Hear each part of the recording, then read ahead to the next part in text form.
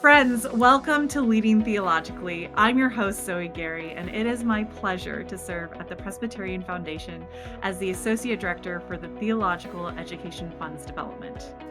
In this role, I get to work with our Presbyterian seminaries, churches, and partner organizations that are invested in supporting theological education. For this season, we will be exploring discernment and the vital role it plays in our faith and in our lives. Big things are happening, and from that, big questions form. For this reason, this season, we will focus on the different aspects of discernment. Our guest today is Reverend Daniel Heath. Daniel is currently the Associate Chaplain and Director of the Davidson Forum at Davidson College in North Carolina. Welcome, Daniel. Thank you, Zozo. How are you? I'm good. Can I say that? I'm sorry. Do we have to be really formal? No. You are the only person in this world that calls me Zozo. Oh, seriously? Yeah. I absolutely love it. So, Okay. Daniel, you're the guest this season who I know the longest. Wow. We met in seminary at Princeton, where we became quick friends, and I'm glad that our paths have continued to cross after we graduated, because our conversations always have the best energy, tons of laughs, and you always bring such incredible wisdom. So I'm so glad that you're here. Well, thank you for the invitation. This has been a pleasure and delight to remain in conversation and relation with you, Zoe, as a sibling, on so many fronts. I learn from you, I learn with you, and it's good vibes, as the students say at Davidson. Yeah, truly. All right, let's dive in. Let's do it. So, what the question that we're starting this season with is just talking about laying the groundwork and seeing at what point in your ministry did discernment become an important practice? Yes, thank you for that question. So I want to just give some context. So growing up, when someone used the word discernment, they would say the spirit of discernment. And so there was this Interesting. notion that some people had it, or some people had access, and others didn't. So I just want to kind of set the groundwork that from my frame of reference as an early believer, as an early human, Yeah. on the journey, that was something that you had to obtain, ask for, or only some people got it. So spirit of discernment. All right. Fascinating. Yeah. Yeah. Now, after I got married, um, I became really intentional, diligent in listening for myself. Maybe because there's another person involved in my life very deeply. Mm. And they were actually, and then they were also affected by the things I chose and the things in which I felt called. And so I think that's when it hit me that um, I should do some, I have an invitation I have a strong invitation to listen. I wish my One wife would tune might. in. I know, right. So, let me give you an example. Right before I accepted the call to serve at Covenant Presbyterian Church, and that's in Charlotte. It's a large Presbyterian church. Um, and I grew up Pentecostal, kind of in a storefront, small family church. So when someone asked me to um, apply, I laughed. I laughed really loudly because, just to give you a visual, Covenant at the time, I could say I experienced it as a large, white, affluent church. Mm-hmm. And I grew up in a different context. So I put my name in the hat. And when I met with the pastor, I asked this very question, Zoe. I said, is your congregation ready for a Black person in leadership? Mm. Okay, so I applied, or someone called and said I should apply. This is back in 2008. So you know, in America's history, what's going on. Yeah. And that's what led me to serving there, is because however I was treated, or however I experienced that congregation, I would bring it home. And Mhm. so that was important for me to ask and to consider in my discernment because someone else was involved deeply in Yeah, my life. absolutely. Yeah. Wow. Yeah, so did you feel that there was still that kind of spirit of discernment, or had you already kind of transformed discernment into a different thing at that point in your life? No, that's a good question. I think I've always called it spirit of discernment because I was shaped by that language, Yeah. but I've reframed what it is for me. And Mhm. I think it's a sacred deep listening that everyone has access to. I think that's the reframing for me. Um, so yeah, I've incorporated it into another ministry, which is being a husband. I see our home as a ministry opportunity and context, Mhm. and Yeah. so I do a lot of listening. I'm gonna ask Katrina on that one. Oh, Oh, man. So you believe that everyone can have like the spirit of discerning or it can be called into it. And in your work at Davidson College, you are constantly engaging with students who are in discernment, not only in concerns like their faith or calling, but to their place in the world or mm, what they're going to be first or what they're going mm, to be next. mm. And so when you are creating these spaces for students, like what are you looking for in that conversation or in the space that you're trying to enter in to these students that you're working with at the college? Yeah, so I wish I could show you this in my office.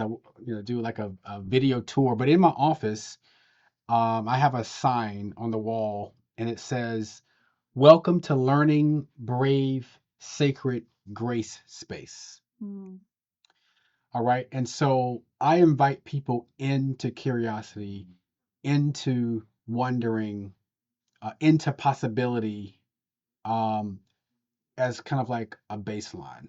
We're mm, here to explore, and that's a gift, right? yeah. And so I'm not here to give you right answers but I'm here to explore with you. I'm here to walk alongside and to maybe notice something along the path that you're Mm, you're probably not noticing. That's one thing.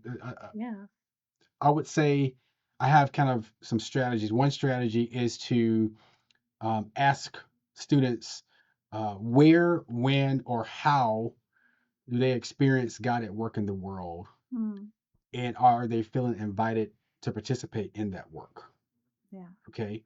Um, that gets them out of the classroom. It gets them Yeah. out of, the right answer.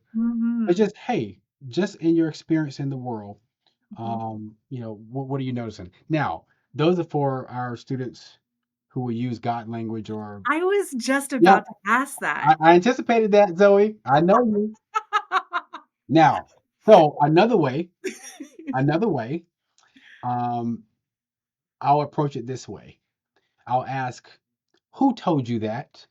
So when students Mm, are processing majors and careers, many will often talk about their futures with their parents or their guardians' expectations in mind. absolutely. Yeah. So I create space for people to consider what hopes and dreams and fears are theirs Mhm. and which are someone else's. All right. So then we get at um, their purpose Mm, rather than a purpose uh, that someone hopes for them. And I make that absolutely. distinction, and we explain it. Sometimes it takes several conversations because sometimes people are deeply tethered to what they've been told or expectations. So those are just a couple of ways in which I approach that conversation. Mhm. Yeah, I I think pointing out that narrative is so important because we have these narratives that we work with, and a lot of the time they're not ours. Mm-mm. They are ones that we have been told and internalized, but oftentimes when we really interrogate it or untangle it, it has it has no bearance in our lives or actually how we see the world or ourselves. So Mm. I love that question of like who said that? Yeah, who said that? Yeah, Yeah, that's great. yeah. So we've had this conversation of how to engage with students who can use God language and Mm. students who may not be familiar or uncomfortable with it. Does being at a Presbyterian college help you create that space of discernment? That's a great question. And so I want to start by saying first, the fact that it's liberal arts actually Mhm. is a easier access point, Yeah. because the liberal arts piece is a model that encourages students to think for themselves, rather than being told what to do or simply trained for a specific job or profession. So in the liberal arts education, you take a little bit of this, a little bit of that, Yeah. the different classes, right? You don't I have to think list, everything. well, right. You don't have to choose one thing. And that's Is there a student who has chosen one thing? Like, I've yet to meet one. It's like 49 majors, right, right. 2 So concentrations, that and a ve- that D1 that athlete. right, exactly, right. And oh, by the way, they're astronaut. Anyway, Yeah. um, so that's the first thing. And then Bennett Davidson, Mm, founded by Presbyterians, guided by the Reformed tradition, it mhm, frames the liberal arts education as involving the whole person, mind, body, and mm, spirit. Okay. And that opens the door for conversations about purpose and serving. And I want to kind of quote what we put in our purpose statement right off the website. It says, we assist students in developing humane instincts mm, and disciplined and creative minds for lives of leadership and service. I love this phrase, humane instincts, because mm. it kind of gets at, um, more than just what we know up here. Yeah. It gets to what we feel and hear. Oh, you about I love that. to come to I love Davidson? I love that so much. So Mm, much of what we have this idea of we need to be taught, right. or we're here to be absolutely formed, Mm, or it doesn't exist. mm, And to be able to have that humane instinct and to hold that, like, our humanity is yeah. instinctual, Yes. my hat is tipped Yeah. off, whatever. Yeah. I love that. I love Mm, that a lot. me too. Me too. Yeah.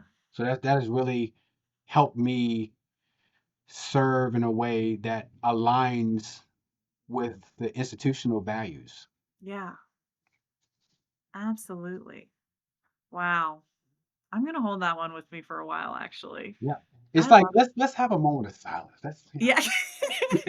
Well, I mean, like, a lot of discernment is this idea of calling out, or, like, Mm, calling to what is there, or helping you see what actually is in front of you or within you. yeah. Um, and and to be honest, in a lot of my conversations, instinct is not part of that. Mm, mm, So, yeah, I really love that a yeah. lot. Yeah. Yeah. Well, thinking, we joked earlier about the students and their vast majors and interest and all of that. And you yourself have had many paths. Yeah. You have degrees in law, in music, in ministry. You have such a depth of experience in all of these different fields. Mm, Um, and so, can you talk a little bit about how these paths are really helpful in your discernment, yeah. and what advice you would give to someone who feels they're also called into different paths? Mm.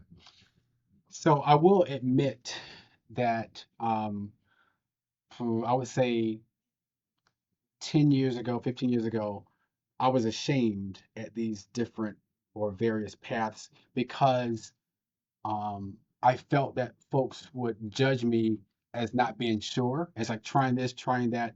Okay, so I will Yeah. say that now, and growing in my faith, and, um, surrounding myself with folks who help to reframe. Let me tell you what has been helpful. One, that I don't consider it many paths. I Mm, consider that it's one path. It's my path. It's my journey. yeah. Now, it has various, maybe even unexpected stops along the way, Yeah. but it's one path. Mm, Um, and so I think our language is helpful to help us reframe in a healthy way, because if I call it many paths for me, and Mhm. maybe some to others, it might sound like you did this, that didn't work, and so I did this, and then you tried this, right? Interesting. So for Okay, yeah. me, I use the language. I have it's one path, it's one journey with many stops along the way, and I think everybody has that in various forms. A Um, absolutely, yeah, yeah. yeah. So this question is helpful for me to consider. Um, has it helped with my personal discernment and then helping others to discern? Yes, because I heard this from President Craig Barnes, former president at Princeton Theological Seminary, where we both attended, and he said, "Nothing is lost in God's economy." Mm, And that really helped me. That really comforted me and consoled me when I was really thinking, because I was embarrassed to share, the different paths I had taken. But when he shared that in a sermon one day, that really was a source of healing, mhm. and wholeness. And like, wait a minute, this is actually a gift. And Yeah, so the image I get in my head, this is not the gift he probably would use, but the gift that helps me is yeah, that God is a chef, if you use God language, and um, there are lots of things in the soup, right? As God yeah. is forming us, there's lots of things, lots of different ingredients. And so nothing is lost. Nothing is Mhm. lost. All of those ingredients, all of those degrees, experiences, encounters, um, it's all in the soup. It what makes the soup the soup. Yeah. Yeah, yeah. And also it's so important for also like hearing the different narratives because Mm, when I heard about all of the things that you've done, I was like, mm, wow, mm. what great experiences Wow. this is. Yeah. And I remember back last fall when we had met and you were talking about you teaching that class about law and what was it? Yeah. So taking religion to court. Taking religion to court. Yeah, and just, I think back to my senior Mm, sermon and you having bringing your gifts of music and stuff, and mm, just seeing what, like, a breadth of experience that you can bring in all of these different places. mm. Um, yeah, it's interesting to hear the different narratives, Yeah. Yeah.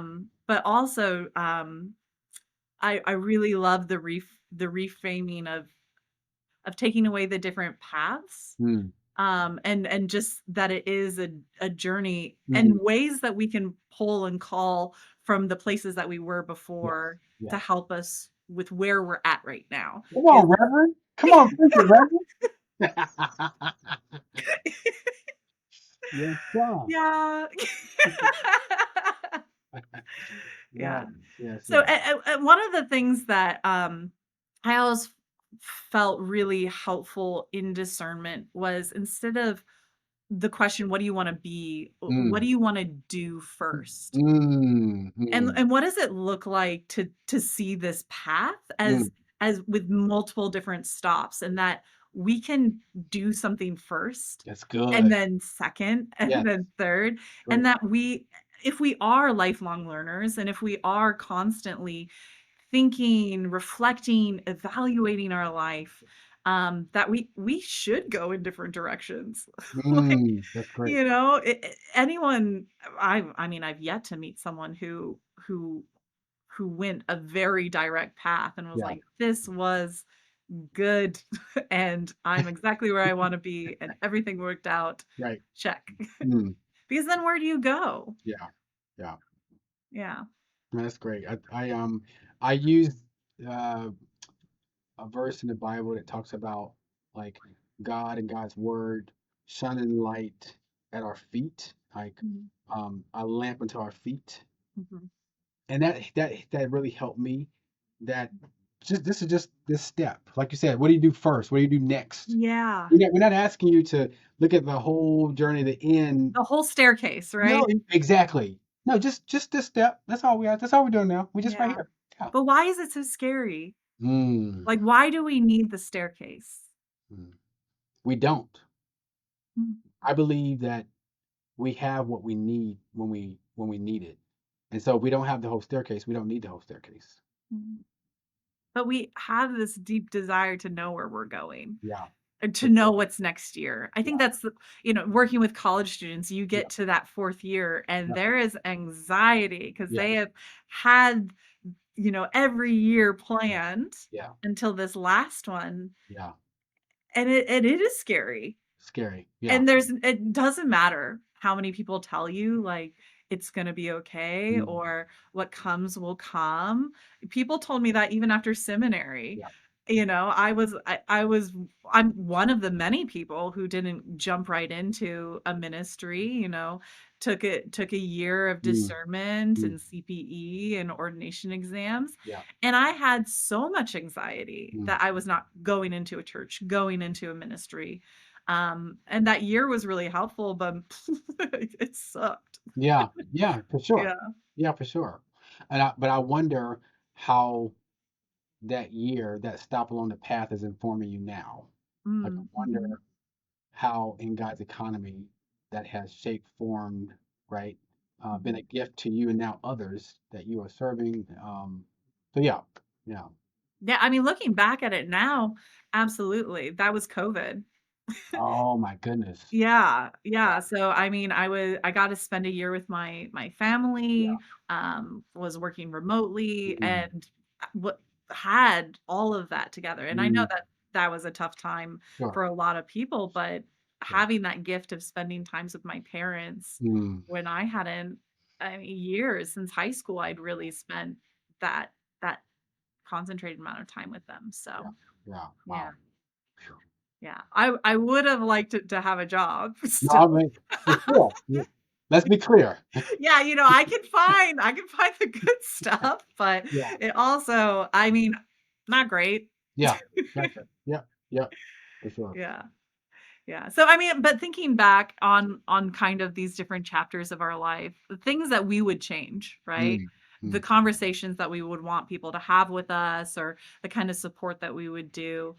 When you are doing your ministry at mm, such a fragile, mm. vulnerable, important stage Yeah. in these young folks' life, in these Yeah. young adults' lives, how are you stepping into those spaces? Is it a reflection of what you had needed at that time, or is it is it just a deep listening of what is before you? Good question. What are the So, things that are informing yeah. you? Um, I don't think we can disconnect from our personal experiences, Yeah. but I don't let that take the lead.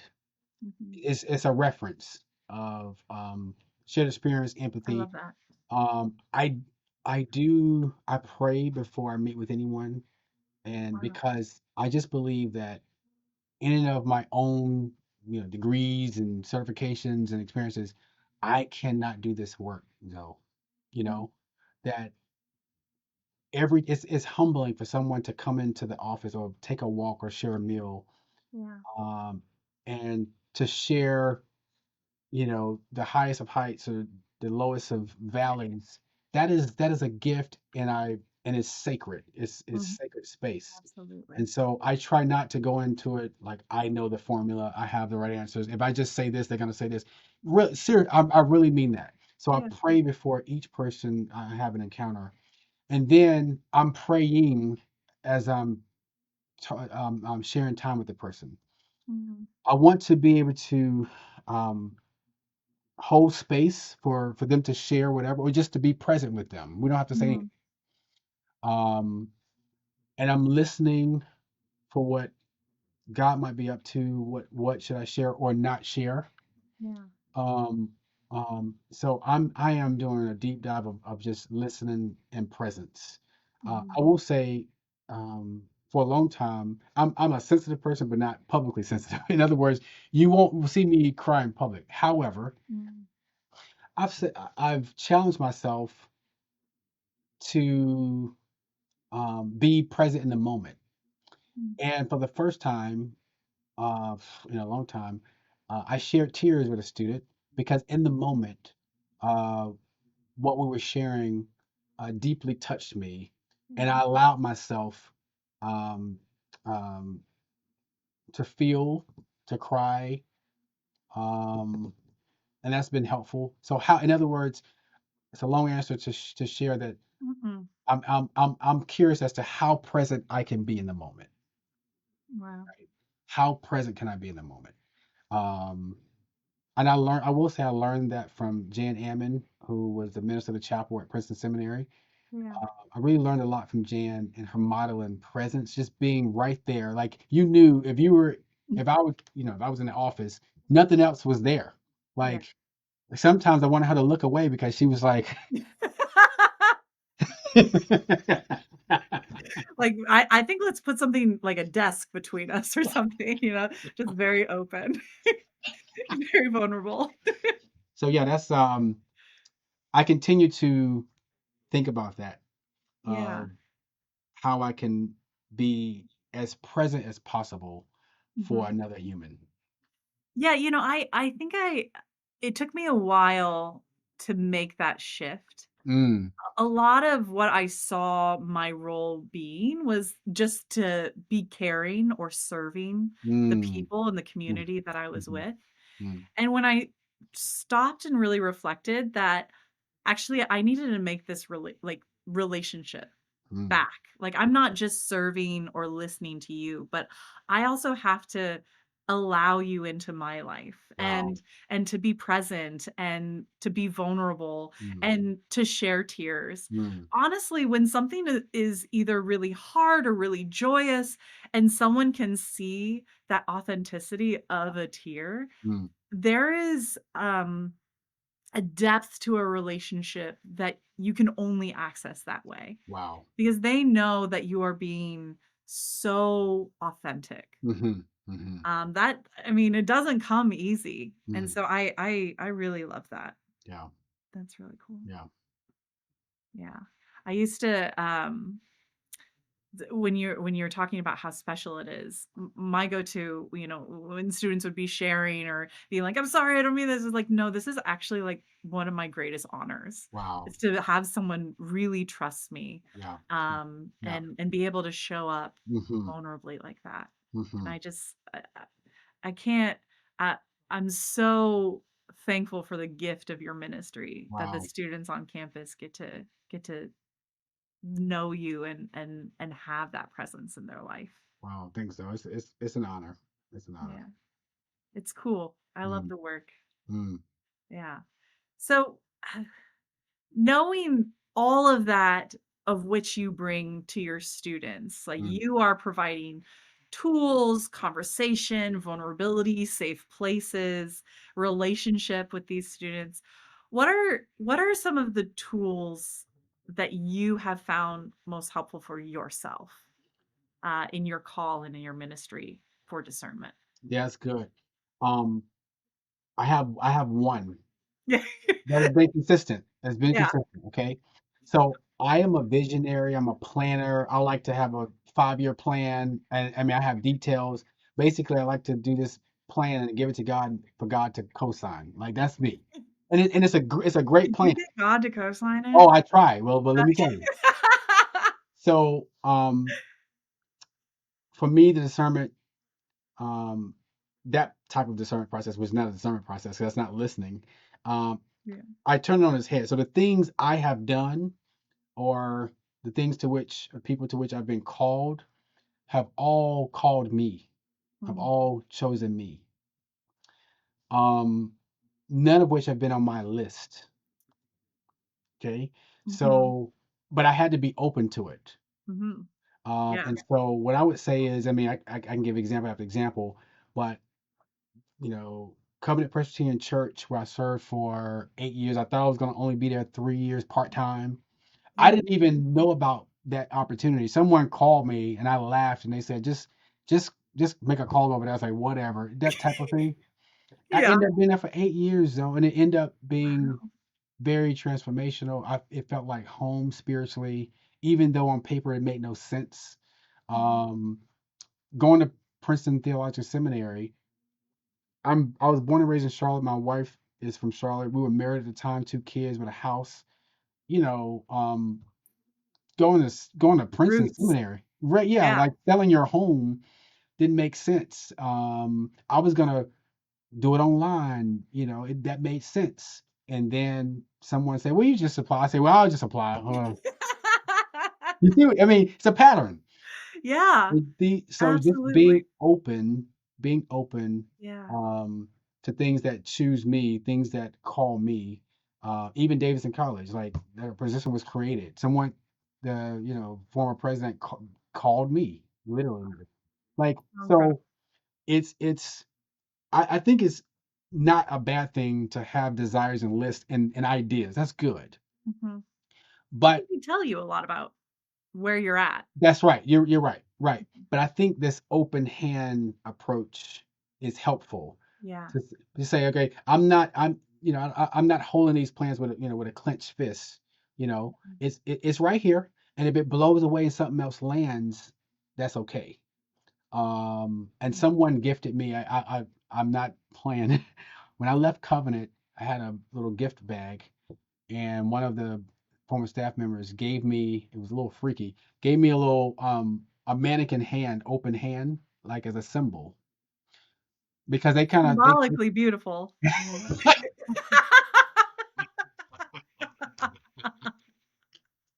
oh my gosh. I was like, Yeah. I think I get it. But I'm gonna put this in a drawer because it may freak me out. Put it Yeah, on the that's gonna be definitely better in a drawer. Someone opens the drawer. desk. Yeah, that's gonna be better. That's a good idea. So anyway, yeah, that's my one. Yeah. No, I love that. And I think that's so important for ourselves. I do think the writing down our Yeah, list yeah, is so important to reflect on where we are at the moment, but also what's important to us. yeah.